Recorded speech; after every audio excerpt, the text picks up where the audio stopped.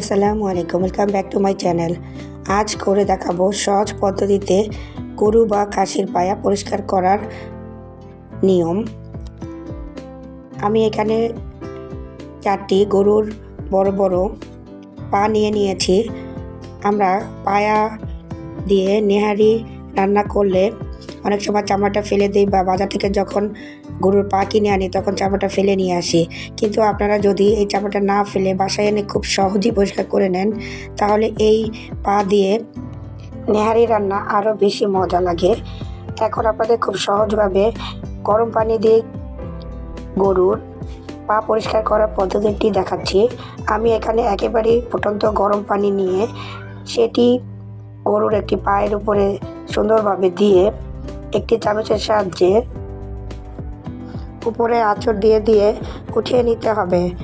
এটি একেবারেই ফুটন্ত গরম পানিতে দেওয়াতে একেবারে হালকা করে একটু চামচ দিয়ে এভাবে করলেই পুরো চামড়ার পশমগুলো একেবারেই গোড়ার থেকে উঠে আসবে।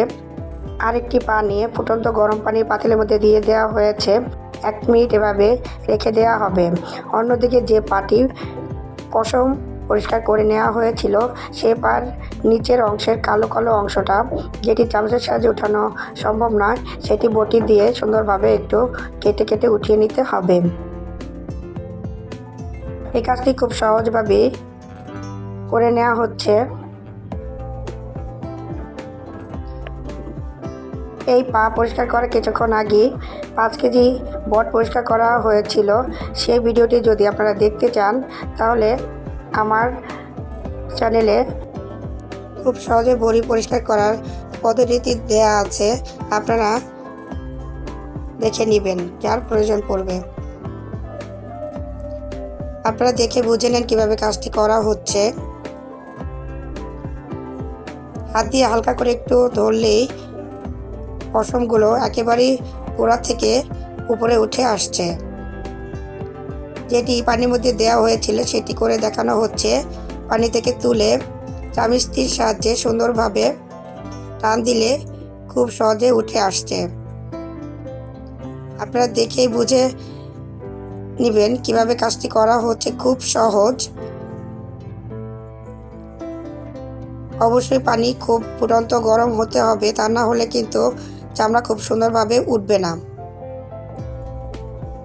আপনারা দেখেন কতটা সুন্দরভাবে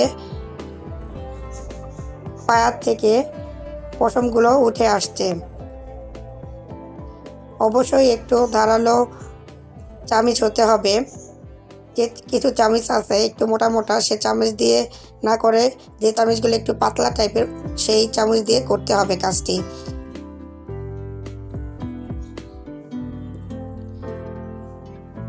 আপনারা দেখতেই পাচ্ছেন কতটা সহজভাবে কাজটি করে নেওয়া হচ্ছে। নিচের শক্ত অংশটা বটি দিয়ে সুন্দরভাবে পরিষ্কার করে নিচ্ছে। এই কাজগুলো করার জন্য একটি ছড়ানো জায়গা নিয়ে নেবেন, কারণ এই কাজগুলো করলে জায়গাটা একটু নোংরা হয়ে যায়। তার জন্য একটু ছড়ানো জায়গা নিলে ময়লাটা বাইরে ফেলে দেওয়া যায় এবং গন্ধ থাকে না। উপরের পশমগুলো সুন্দরভাবে পরিষ্কার করে নেওয়া হয়ে গিয়েছে। আপনারা দেখতেই পাচ্ছেন কোনো পশম নেই, তারপরও 2-1টা পশম থেকে যায়। এখন আগুন ধরিয়ে বা গ্যাসের চুলায় সুন্দরভাবে পায়াগুলো 1 মিনিট এক জায়গায় ধরে ধরে পুড়ে নিতে হবে। আপনারা দেখে বুঝে নেন কীভাবে কাজটি করা হচ্ছে। অবশ্যই এভাবে পুড়ে নিতে হবে। আমি যে পদ্ধতিতে পানি দিয়ে সুন্দরভাবে পরিষ্কার করেছি, এতে করে এই পায়াটি রান্না করার পরে খেতে অনেক বেশি মজা লাগবে। অনেকে চুন দিয়ে এই কাজটি করায়, তার ফলে চুন কিন্তু শরীরের জন্য একেবারেই স্বাস্থ্যসম্মত না। সুন্দরভাবে সব দিকটা আগুনে পুড়ে পুড়ে নিতে হবে। আপনারা দেখতেই পাচ্ছেন কতটা সুন্দরভাবে পরিষ্কার হয়ে গিয়েছে, একেবারেই ধবধবে সাদা হয়ে গিয়েছে। এভাবে 4টি পায়ায় পরিষ্কার করে আগুনে পুড়িয়ে নেওয়া হচ্ছে। সামনে কোরবানির ঈদ, এভাবে যদি আপনারা গরুর পায়া বা পা সুন্দরভাবে পরিষ্কার করে নেন, তাহলে তা দিয়ে নেহারি তৈরি করে গেলে অনেক বেশি মজা লাগবে এবং সেই স্বাদ ভুলতে পারবেন না ইনশাআল্লাহ। অনেক সময় আমরা চামড়া ফেলে দেই, কিন্তু চামড়া ফেলে না দিয়ে যদি এভাবে নেড়ি রান্না করি তাতে করে খেতেও অনেক মজা। আশা করি আজকের পরে আর কারোই কোনো প্রবলেম হবে না গরুর পা পরিষ্কার করার জন্য। আপনারা দেখতে পাচ্ছেন পুড়ে নেওয়ার পরে গরুর পা কেমন হয়েছে, কোনো পশমের কোনো চিহ্ন নেই এবং সুন্দরভাবে পরিষ্কার হয়ে গিয়েছে। এভাবে বাসায় ট্রাই করবেন এবং চাইলে আমাকে জানাতে পারেন গরুর পা পরিষ্কার করা কেমন হয়েছে। ভিডিওটি ভালো লাগলে লাইক দেবেন, কোনো প্রশ্ন থাকলে কমেন্টে জানাবেন এবং সবার মাঝে ছড়িয়ে দিতে শেয়ার করবেন। আমার চ্যানেল থেকে আরও নতুন নতুন এবং আনকমন ট্রেডিশনাল রেসিপি পেতে মাহাদি মাই মম ক্রিয়েশন চ্যানেলটি সাবস্ক্রাইব করবেন। সবাইকে আমার সাথে থাকার জন্য অসংখ্য ধন্যবাদ জানাচ্ছি।